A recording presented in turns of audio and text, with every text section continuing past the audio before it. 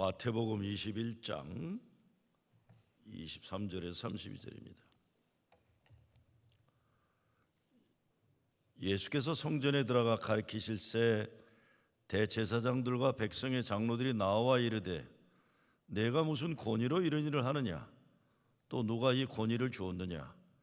예수께서 대답하시되 나도 한 말을 너희에게 물으리니 너희가 대답하면 나도 무슨 권위로 이런 일을 하는지 이르리라. 요한의 세례가 어디로부터 왔느냐? 하늘로부터냐 사람으로부터냐? 그들이 서로 의논하여 이르되 만일 하늘로부터라 하면 어찌하여 그를 믿지 아니하였느냐 할 것이요, 만일 사람으로부터라 하면 모든 사람이 요한을 선지자로 여기니 백성이 무섭다 하여 예수께 대답하여 이르되 우리가 알지 못하노라 하니 예수께서 이르시되 나도 무슨 권위로 이런 일을 하는지 너희에게 이르지 아니하리라. 그러나 너희 생각에는 어떠하냐? 어떤 사람에게 두 아들이 있는데 맏아들에게 가서 이르되 예 오늘 포도원에 가서 일하라 하니 대답하여 이르되 아버지 가겠나이다 하더니 가지 아니하고 둘째 아들에게 가서 또 그와 같이 말하니 대답하여 이르되 실소이다 했다가 그 후에 뉘우치고 갔으니 그 둘 중에 누가 아버지 뜻대로 하였느냐? 이르되 둘째 아들이니이다. 예수께서 그들에게 이르시되 내가 진실로 너에게 이르노니 세리들과 창녀들이 너희보다 먼저 하나님의 나라에 들어가리라. 요한이 의의 대로 너희에게 왔거늘 너희는 그를 믿지 아니하였으되 세리와 창녀는 믿었으며 너희는 이것을 보고도 끝내 뉘우쳐 믿지 아니하였도다. 아멘. 예수님이 성전에 들어가서 가리키는데 대제사장들과 장로들이 시비를 겁니다. 너 자격증 어디서 받았냐? 이렇게 일하는 권위를 어디서 받았냐?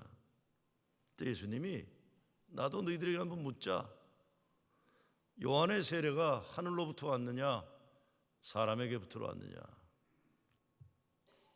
하나님에게로부터 왔다 그러면 왜 안 믿었냐는 문제가 될 거고, 사람에게로부터 왔다 그러면 세례 요한이 인기가 크니까 두렵다 뭐 이래가지고 모르겠다 그럽니다. 예수님이 그럼 나도 말 안 한다 그런 겁니다. 난 너희들에게 그런 말 안 해주겠다 이런 겁니다.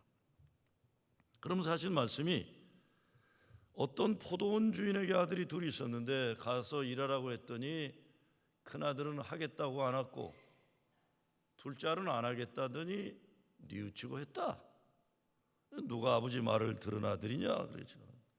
그랬더니 이 사람들이 둘째 아들이다. 예수님이 뭐라고 합니까? 야, 세리와 창녀들이 너희들보다 먼저 하나님 나라 들어간다. 너희들보다 먼저 간다. 충격적인 발언입니다. 충격적인 발언이에요. 이 세리와 제사장과 대제사장과 장로들은 스스로도 그렇게 여기지만 그 당시 사회에서 가장 잘 하나님 믿는 사람으로 인정받던 사람들인데, 근데 예수님이 너희들이 아니다. 그러니까 너희들이 무시하는 천대하는 세리와 창녀들이 돌이켜 회개해서 하나님 나라에 먼저 들어간다. 어마어마한 혁신적인 발언입니다. 기가 막혔을 거예요. 그렇죠? 아니 이게 뭐 비교를 해도 유분수지 어떻게 우리를 세리와 창녀와 비교한단 말인가? 다른 사람들도 야 저건 좀 심하다. 어찌 그렇게까지 그렇게 비교할 수 있냐? 좀 그랬을 거예요. 대제사장과 장로들의 잘못을 지적하는 것까지는 뭐 그렇다 하더라도 아이고 세리와 창녀들을 비교하는 건 그건 아니다. 왜? 세리들은요 동족에게 세금을 많이 뜯어다가 로마 제국에 바치고는 부당이익을 취하던 매국노들이에요. 창녀는 뭐 말할 거 없죠. 바닥 인생 천한 사람입니다.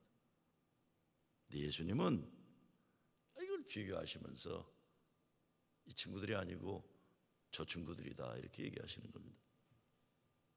하나님 나라에는 세리같이 수단 방법 가리지 않고 돈 버느라고 동족의 피를 빨아먹는 인간들이 더 존중받는다는 것일까? 아니면 순결을 지키고 윤리도덕적 깨끗한 인생을 살아가는 현모양처 요조숙녀들보다 몸을 팔아가지고 살아가는 창녀들이 하나님 나라에서도 우대받는다는 말일까? 이해하기 어려운 말씀입니다. 하나님 나라에 들어간다, 천국에 간다, 구원받는다, 이거 세상 사람들의 상식과 생각, 평가가 아니라는 말씀을 하고 계세요. 하나님 나라에서는 사람들끼리 잘났고 못났고 깨끗하고 더럽고 그런 것 구별하는 곳 아니라는 겁니다. 자기 자신의 죄를 고백하고 예수가 그리스도이심을 믿는 자들만이 가는 것. 그러면 오직 죄인만이 갈 수 있는 것입니다. 자기들은 의인이라고 생각했던 대제사장들과 장로들은 아니다 하는 거죠. 어느 정도로 아닌가? 32절에 보면 끝까지 아니라는 겁니다. 예수님 말씀하시다가요, 바리새인들이나 대제사장들이나 장로들 처음엔 그랬지만 나중에 다 정신 차리고 잘했다, 이런 말씀 한 번도 안 하세요. 끝까지 뉘우치지 않고 오히려 예수님 잡아주기로 했다. 대제사장들이나 장로들은 당시 유대사에서 보면 종교적인 성공만이 아니라 사회적으로 정치적으로 산헤드린이라는, 오늘날로 하면 미국의 상원의원 같은 데 속한 권력의 중심부의 힘과 존중을 받던 사람들이에요. 근데 왜 예수님은 하나님 나라에 이런 높이 성공한 존경받는 사람들이 아니라 세리나 창녀들이 먼저 들어간다고 하시는 걸까요? 우리들이 모두 세리나 창녀처럼 살라는 말일까요? 아니겠죠. 세리나 창녀처럼 인생 살아도 믿음만 좋으면 된다는 말일까요? 아닐 겁니다. 그거는 아닐 텐데 분명한 거는 있어요. 그건 뭐냐? 예수 믿을 때 대제사장이나 장로들처럼 믿어서는 안 된다는 것입니다. 예수님 가르침에다 어긋나는 사람들이에요. 높은 자리에 앉는 것 좋아하고 대접받으려 하고 자기들의 죄를 모르고 교만하고 약자들 무시하고 그렇다는 거예요. 예수님 가르침과 반대되는 인간이에요. 대제사장의 문제를 한번 우리가 짚고 넘어가야 됩니다. 그 사람도 성전 관리한다, 제사 지낸다, 제사장이다. 그렇지만 부당이익을 취하는 이권, 특권 귀족 중이에요. 자식들 다 못된 짓 했어요. 왜냐? 제사 지내라서 소나 양 바치면 반뚝 잘라갖고 자식들이 갖다가 시장에다 팔아서 돈 챙겨 먹고 이런 거예요. 그것만이 아니죠. 진짜 문제는 뭡니까? 먼 시골로부터 예루살렘 성전을 사모하며 찾아와서, 그게 비행기 타고 오는 것도 아니고 자동차 타는 거, 걸어서 순례길을 왔는데 집에서 기르던 가장 좋은 양을, 비둘기를 잡아 가지고 왔는데 예루살렘 성전에 들어가는데 불합격, 너네가 가져온 건 정결하지 않다, 불합격. 그럼 어떻게 해야 돼요? 시장에 가면 5불에 살 수 있는 걸 500불에 내는 거예요. 50불에 내는 거예요. 이런 장사꾼들에게 그런 자리를 주고 돈 받은 게 제사장들인 거예요. 예수님이 그러죠. 가난한 사람들을 울려보내는 악한 자들을 얘기할 때, 그러면서 만민이 기도하는 집을 강도의 소굴로 만들었다는 말씀이 바로 이 내용입니다. 기도하러 온 가난한 사람들을 쫓겨보냈다. 그것만이 아니죠. 제사장직을 로마 황제로부터 돈 주고 샀어요. 매점매석하고 권력과 야합하고 성직을 세습하고 대물림했다는 거예요. 이게 자기들의 어떤 독점 체제를 만든 거예요.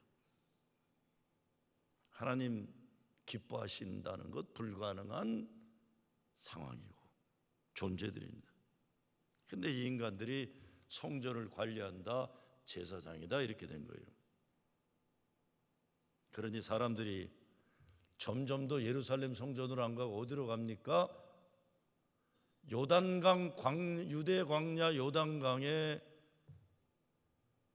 역청을 먹고 메뚜기를 잡아먹으면서 경건 생활을 하던 세례 요한을 찾아가는 거예요.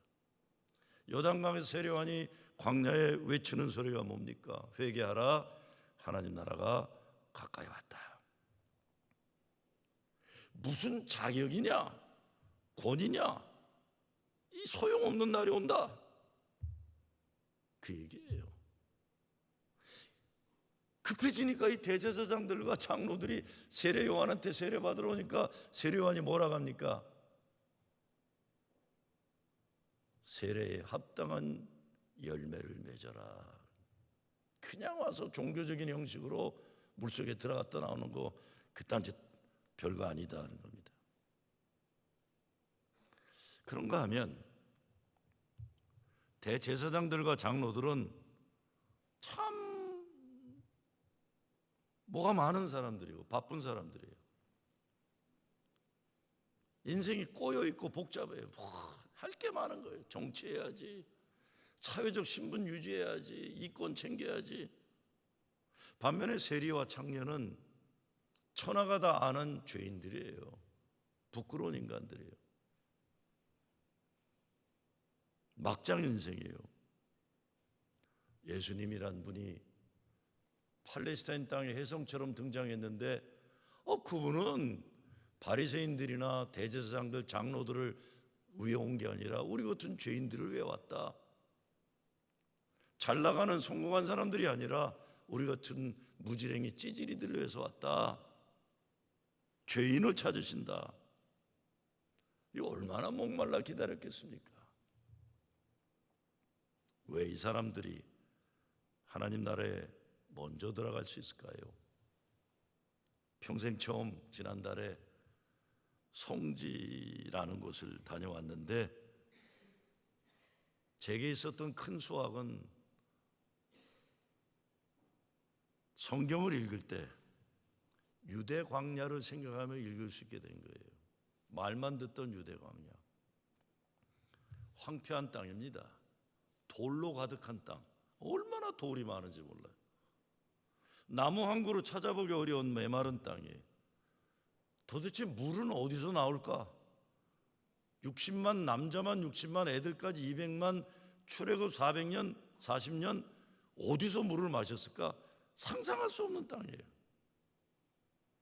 근데 광야에 잠시 서보면서 여기 있으면 세상을 보는 눈과 마음이 달라지는구나 느낄 수가 있습니다. 우리가 성공해야겠다 이런 자체가 불가능해요. 거기서 뭘 성공을 해요? 내 인생이 남들보다 잘났다 인정받으려는 명예욕, 아무짝에 쓸데없는 거예요. 아이고, 한 모금이라도 시원한 물 한 잔 마시면 얼마나 좋을까? 사막에 샘이 넘쳐 흐리리라. 강하게 내리쬐는 햇빛을 피할 수 있는 그냥 조그만 호박 넝쿨이라도 하나 있으면 얼마나 좋겠는가 마음이 생기는 겁니다. 사방팔방 피할 곳이 없어요. 밤이 되면 위험하니 나가 숨을 수 있는 작은 피난처를 찾아서 움직여야만 합니다. 욕심이 불가능하고 남들과 비교해서 잘난 체 하는 것 할 수 없게 되고 단순해지죠. 여호와는 나의 목자시니 내게 부족함이 없으리로다. 그분만 나의 목자 되시면 되는 거예요. 시편에서 말하는 목마른 사슴이 시냇물을 찾는 간절함이 이런 거구나. 예수님이 말씀하시는 가난한 심령이란 무엇인지 생각할 수 있는 땅이에요. 대제사장과 장로들은 유대 광야에 나올 필요가 없는 사람들이었어요. 예루살렘 잘 사는 동네 권력의 중심부에 거기 떡하니 사람들이 갖다 주는 것 같고 그냥 부귀영화를 누리는 거예요. 그렇지만 그 사람들의 인생은 꼬여 있고 복잡하고 정치해야 되고 분주하고 밟고 일어서야 되고 권모 술수가 있어야 돼요. 예수님이 말씀하시는 하나님 나라는 어린아이와 같이 되지 않으면 못 간다는 못 갈 사람들이에요.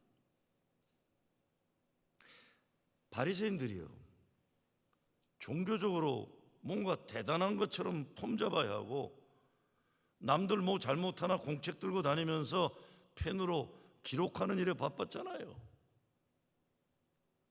모이면 자기들은 하나님이나 되는 양 다른 사람들을 판단하고 정죄하는 일에 열심인 거예요. 난 이렇게 깨끗한데 저 사람들은 왜 아닐까? 예수님의 입장에서 보면 그 사람들은 이미 지옥에 사는 사람들입니다. 사랑이 없고 평화가 없고 은혜가 없고 긍휼이 없고. 세리와 창녀는 인생의 막장 드라마 바닥을 살아가지만 하나님을 그리워하는 간절함이 있어요. 예수님 만나고 보니까 천국이 뭔지 경험하고 지금 사는 거예요. 우리 주님 모신 그 어디나 하늘나라가 하는 거예요. 자기들이 죄인이란 걸 분명히 알기 때문에 예수님 말씀하실 때 듣고 믿을 수 있었던 겁니다. 저는 제 삶이 여러 면에서 큰아들이라는 생각을 많이 합니다. 부모님 세상 모두 떠나시고 세월이 흐르면서 내가 참 못나고 못된 아들이었다는 생각이 날이 갈수록 커져요. 날이 갈수록 커져요. 목사가 되어서도 내가 할아버지 목사, 아버지 목사, 뒤를 이어 목사가 되었다는 것이 가문의 대를 잇는다는 자부심이 있었어요. 우리는 믿음의 깊이가 뿌리 깊은 집안이다. 자부심이 있었어요. 목회하면서도 야, 목회 잘한다. 칭찬 듣는 것이 중요했어요. 그리고 목회를 잘한다는 것을 내가 증명해야 되는 게 중요했어요. 그런데 대제사장들이나 장로들이 그런 삶을 나도 살았을 것입니다. 그렇게 살아야 했어요. 그런 세월이 목사되고 40년이 훌쩍 넘어갔어요. 전 새벽 기도할 때 이 십자가 밑에서 무릎 꿇고 기도합니다. 많은 내용은 아픈 교인들 고쳐달라고 기도해요. 하나님, 권사님 고쳐주세요. 장로님 고쳐주세요. 집사님 고쳐주세요.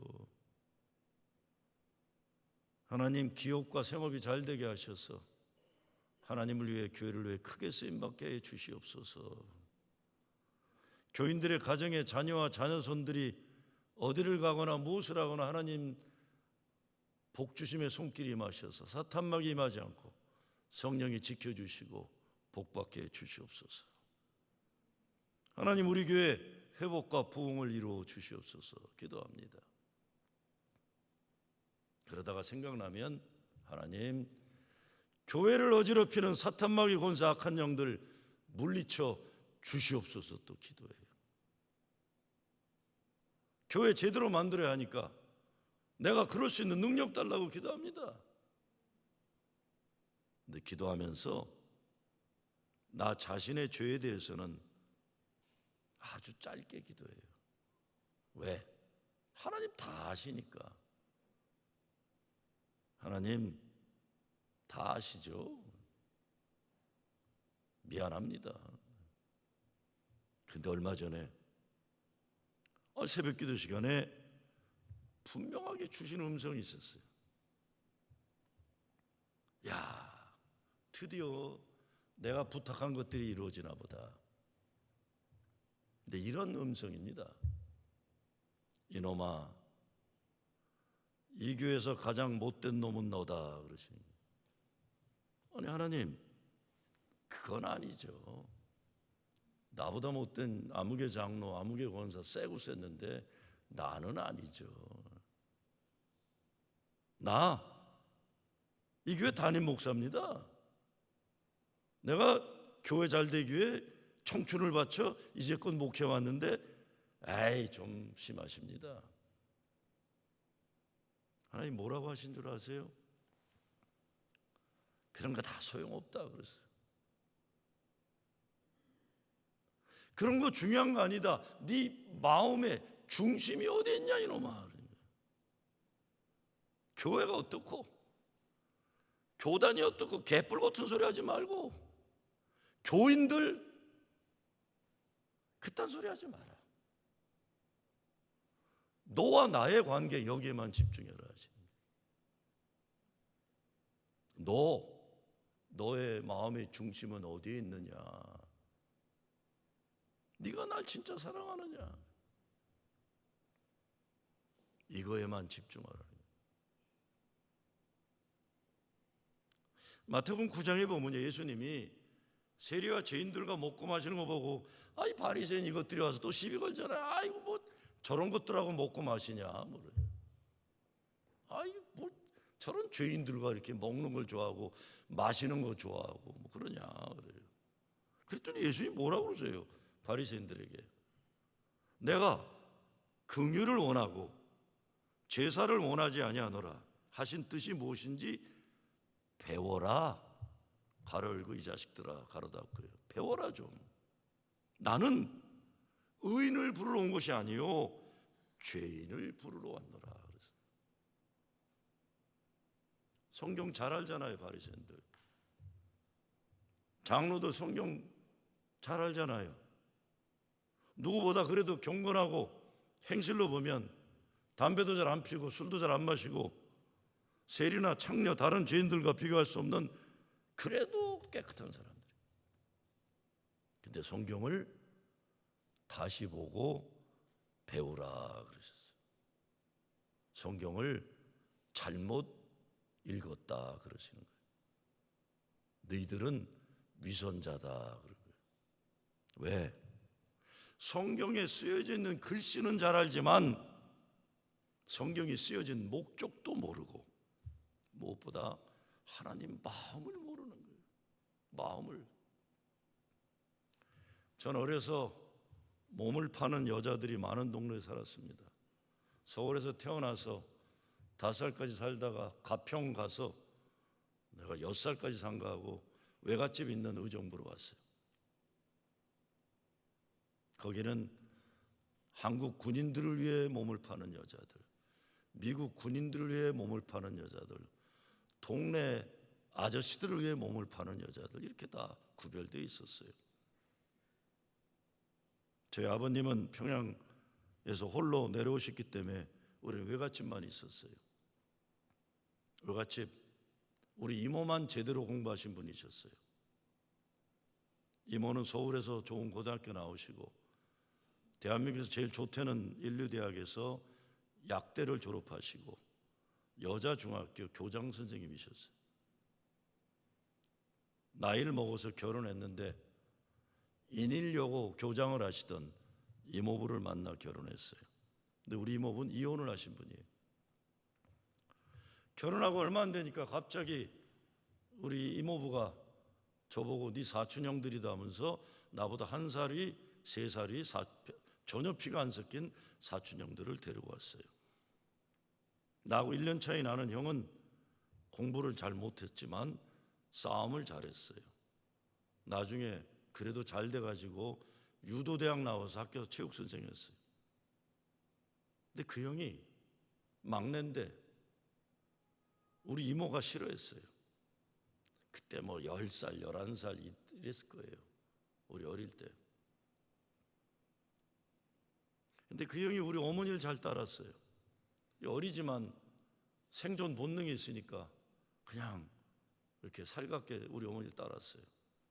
어느 날인데 그 형이 엉엉 슬프면서 우리 집에 왔어요.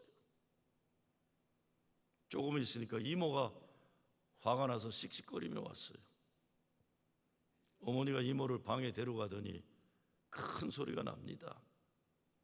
이년아, 너 예수 믿는 년이 그러는 거 아니다. 저 어린 게 뭐가 그리 잘못한다고? 어른들 잘못 때문에 지 애미와 살지 못하고 네 집에 얹혀 사는데 저 불쌍한 걸 구박하냐? 이년아, 너 예수 믿는 년이 그러는 거 아니다. 우리 이모는 동네 유지예요. 교장 선생님이에요. 이모가 엉엉 울어요. 통곡하며. 미운 거 어떡해? 언니나 저 자식들 미운 거 어떡해? 나중에 커서 걱정했어요. 저는 걱정했어요.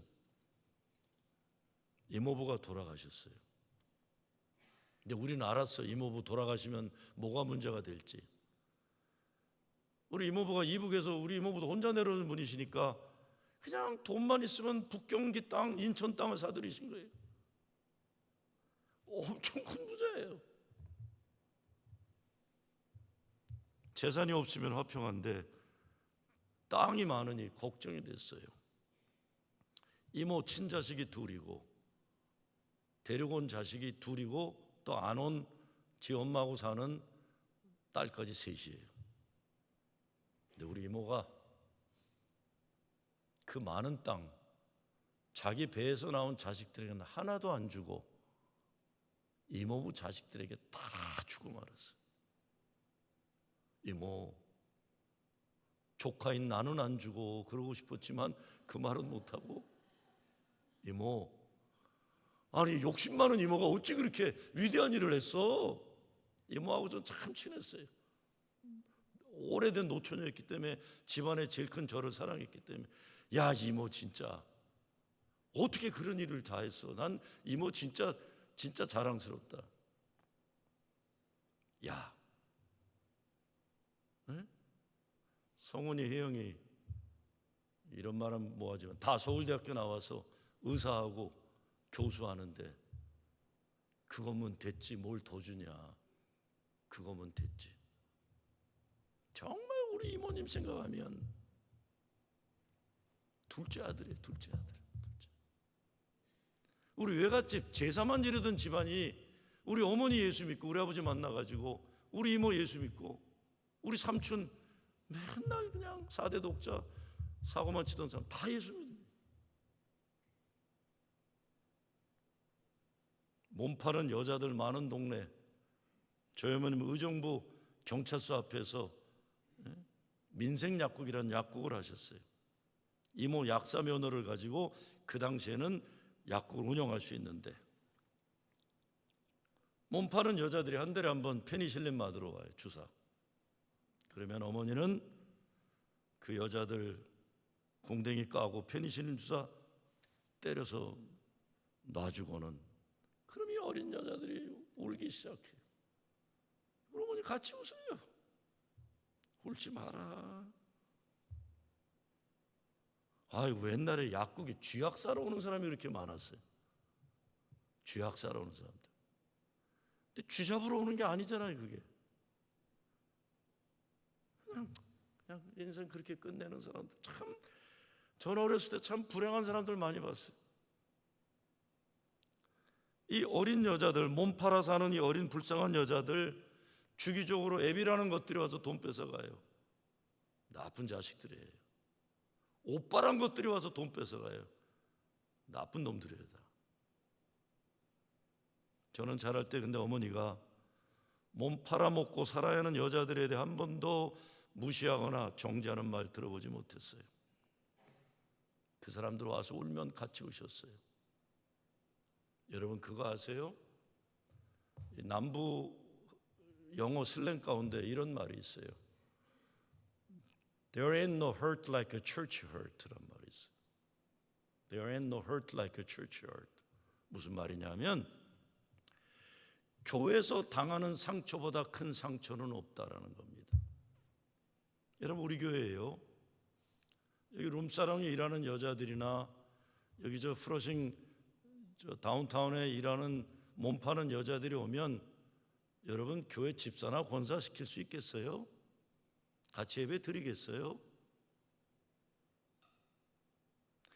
교회만큼 못된 집단이 세상에 그리 많지 않습니다. 교회만큼 못된 인간들이 모여 있는 거 세상에 이렇게 왜? 자기들은 깨끗하다, 거룩하다, 잘났다 이 폼 잡느라고 다른 사람들을 얼마나 가슴 아프게 하는지 몰라요. 어제도 저녁에 한국에서 막 손님들이 와가지고 바빠 죽겠는데 식당을 가야 되는데 아니 어떤 사람이 나를 붙잡고 손을 붙잡고 놔주질 않아요. 저를 붙잡고 장로님이십니까? 뭐 이러는데 그래도 뭐 장로처럼 생겼나 봐요. 그랬더니 장로님 아니요 그냥 여기서 일하는 사람입니다. 그랬더니 술 냄새가 퍽퍽 풍기는데 그래서 제가 내일 교회 오시죠? 그랬더니 나 같은 사람이 어떻게 합니까? 내가 여기 담임 목사예요. 그랬더니 깜짝 놀라갖고 갑자기 눈물을 쏟아요. 뭐 보니까 뭐 이가 다 빠진 거 보니까 나이는 나하고 똑같은 것 같은데 이가 다 빠진 거 보니까 그냥 인생을 막장인 거죠. 내가 그지 오늘 본문을 생각하고 있었기 때문에 내가 이 사람한테 소홀히 하면 안 되겠구나. 이 사람한테 소홀히 하면 안 되겠구나. 이 사람이 예수님일지 모르겠구나. 대제사장들 뭐가 문제예요? 하나님이 일한다고 하지만 하나님 마음 모르고 장로들 뭐가 문제예요? 자기들은 하나님 잘 믿는다고 착각하면서 사람 무시하고 정죄하는 것이 회개하지도 않고. 예수님은 어떤 분입니까? 예수님은요, 우리 예수님에 대해서 똑바로 알아야 돼요. 예수님은 가늠하다 끌려온 여자, 남자를 5번 갈아 살고 지금 사는 6번째 남자도 남편이 아닌 여자, 세리마태, 문둥병자들, 더럽다고 세상에 버린 인간들, 어느 누구도 예배당에 들어가 예배 드릴 자격이 없는 인간들, 야, 니들이 하늘나라의 주인이다. 하나님은 너희들을 가장 사랑하신다. 힘내라.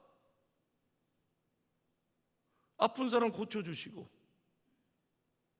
망한 인간들 회복시켜주시고. 근데 예수님은 당시 존경받던 장로들, 바리새인들, 대제사장들 회칠한 모습입니다. 독사의 자식들아. 그러다가 그것들을 위해서 십자가 달려 죽으면서 뭐라고 그랬어요? 하나님, 저들의 죄를 용서하여 주시옵소서. 베드로후서 3장 9절에 보면 주님의 재림이 더딘 것이 아니라 오직 너희를 대하여 오래 참으사 아무도 멸망치 않고 다 회개하게 이르기를 원하시느니라 하는 말씀이 있어요. 회개해야 됩니다. 우리 회개하는 시간 늦은 것 없어요. 언제라도 지금 해야 해요. 오늘 말씀에서 너희는 이것을 보고도 끝내 뉘우쳐 믿지 아니하였도다. 과거 완성. 이제는 이 대제사장들과 장로들 회복 불가능한 거예요. 여러분, 우리 회개의 열매가 삶의 내용으로 나타나야 되죠. 그게 얼굴에 나타나야 돼요. 얼굴에 감사와 기쁨, 사랑과 은혜의 얼굴, 이게 나타나야 되죠. 예배당 들어올 때 환한 기쁨. 아니 김집사 그렇게 어려운데 뭐가 기뻐? 어렵지만 주님이 나와 함께 계시잖아. 아니 괜찮아? 괜찮지 않지. 주님이 내 손 잡아주시잖아. 예수 십자가 은혜의 보혈의 은혜로 구원받은 자에게 주어지는 기쁨, 확신. 지난 월요일 김주찬 목사 저녁 월요일 부흥회 설교 들은 분들 기억나시죠? 나는 한 달 전에 한국에서 만났을 때 남한 땅에 오래 산 부잣집 아들인 줄 알았어요. 생글 없고 남한테 배려도 잘하고 뭐 그러더라고요. 10살에 굶어 죽지 않기 위해서 혼자 두만강 헤엄쳐서 넘어왔. 그리고 세 나라 국경을 넘어갔고 남한 땅 가는 줄 알아 또 잡혀가서 북한 땅 감옥에 들어간. 기적적으로 다시 탈출해서 지난 18년 목사가 되어서 탈북민들을 위한, 또 그 교회는 탈북인 반 남한 사람 반 의도적으로 교회를 하는, 탈북자들이 다시 북한에 들어가서 복음을 증거하는 그 비전을 이루기 위해서 목회하고 있는, 상상할 수 없는 일이에요. 예수 만난 사람만이 가지는 행복이 뭔지, 은혜가 뭔지, 구원받은 자의 기쁨이 그에게 있는 거예요. 죽음을 무릅쓰고 북한 땅에 다시 가는 사람들. 우리는 은혜의 비밀이 다 있잖아요. 인생에 어떤 고난의 흔적이, 아픔의 흔적이 있어도 예수 믿는 우리들은 그것이 예수 생명의 증표가 되어 간증하는 사람들 아니에요. 나 이거 죽으려고 그랬던 그거야. 근데 내가 여기다가 하나 이렇게 덕어서 십자가 만들었어. 이게 예수 생명의 증표예요. 인생 살다 보면 어려운 일, 아픈 일, 답답하고 억울한 일 당합니다. 야, 어제 새벽기도 본문에 보니까 기막힌 말씀이 있잖아요. 나라가 망하고 성전은 태워지고 성벽은 무너지고 백성 지도자들은 다 바벨론 포로로 끌려가는데, 어제 성경 새벽기도 본문에 뭐라고 해요? 이에 토지가 황폐하여 땅이 안식년을 누림같이 안식하여 70년을 지냈으니. 이 저주 받은 줄 알았는데 하나님은 그 저주받은 70년을 회복과 안식의 시간으로 삼게 하셨다. 포로된 삶,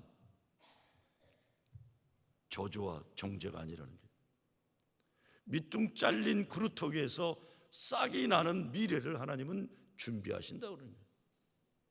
우리가 인생 살다가 죄를 짓습니다. 난 절대 죄 안 짓는다, 개뿔 같은 소리들 하지 마세요. 다 죄져요. 우리 실패도 하고 망하기도 해요. 그러나 그게 저주와 정죄로 끝난 인생은 아니라는 겁니다. 하나님이 새롭게 하시려는 기회로 믿음으로 삼으라는 말씀입니다. 오늘 우리에게 황폐한 현실이 있다면 하나님이 새롭게 하신 안식과 은혜의 시간으로 채워야 합니다. 얼마 전에 목회 자리에서 쫓겨나가지고 목회 자리가 없어서 걱정하는 목사가 저를 찾아왔어요. 목사님, 저 어떻게 해요? 뭘 어떻게 해 임마. 성경 읽을 시간 많겠다, 교회가 없으니까. 성경 많이 읽어서 다음에 목회 자리 생길 때 성경의 도사가 되라 그랬어요. 뭘 어떻게 기도하면 되지. 이 나처럼 쓸데없는 일 많이 끌려다니고 여기저기 불러다니고 저녁에 어떤 데 2번씩 가서 밥 먹어야 되는 이런 인생 안 살아서 너 얼마나 좋으냐 임마. 기도하고 말씀 봐라. 근데 이 인간이 천하에 내가 얼마나 불쌍하고 불행한지를 그냥 알리고 싶은 얼굴 몰골에다가 옷차림이에요. 뭐 남한 나라 와서 일부러 그랬는지 몰라요. 제가 너 어려울수록 더 밝고 희망찬 얼굴을 하고 방실방실 웃어라 그랬어요. 너 옷도 후줄그레 입고 말고 뽐나게 입고 다니라. 구두도 딱 그냥 침발라 광태내고 삐까뻔쩍하게 다녀라. 그래야 너를 교회에서 쫓아낸 못된 장로들이 저 인간은 저래도 행복하네. 히브리서에서 나오는 것처럼 저런 사람은 세상이 어쩌지 못한다는 평가를 받아야 돼. 못된 장로들이 어쩌지 못하는 사람. 이놈아, 너 자신이 너를 어떻게 보는가가 사람들이 너를 보는 거야. 너 스스로 자화상이 예수 믿는 자의 자부심과 거룩한 자화상을 가지. 네가 무슨 천하의 죄졌냐 이놈아. 네가 지옥 갈 놈이냐. 예수 믿고 천당 갈 놈이. 근심 걱정에 한숨 폭폭 쉬고 있는 찌질한 자화상을 가진 목사나 교인 누가 좋아합니까? 그럴수록 믿음으로 살아요. 사도 바울이 그래서 뭐라고 합니까? 항상 기뻐하라, 쉬지 말고 기도하라, 범사에 감사하라. 이는 그리스도 예수 안에서 너희를 향하신 하나님의 뜻이니라는 거예요. 현실 조건에 좌지우지당하지 말고 예수님은 믿음대로 되리라 하셨습니다. 믿음으로 살 때 믿음대로 되는 것입니다. 늦었다고 생각할 때 그때가 믿을 때입니다. 지금입니다. 더 늦으면 안 됩니다. 끝내 뉘우쳐 믿지 않는 대제사장들과 장로들처럼 되면 안 됩니다. 지금 예수가 그리스도이심을 믿고 죄 용서함 받고 구원받아 천국을 살다 죽으면 영원한 천국에 이르는 예수로 행복한 여러분 되시길 주의 이름으로 축원합니다. 주님 감사합니다. 그냥 교회 오래 다녔다고 장로라고 권사라고 목사라고 허망한 짓들 하지 않게 하시고 진짜 세리와 창녀 같은 간절한 심령으로 예수 잘 믿게 하여 주시옵소서. 오늘날 교회가 요모냥 요꼬르 개판처럼 되어버린 이 황폐한 현실, 여기에 담아주신 하나님 새롭게 하신 역사를 우리가 보게 하여 주시옵소서. 예수 그리스도의 이름으로 기도드리옵나이다.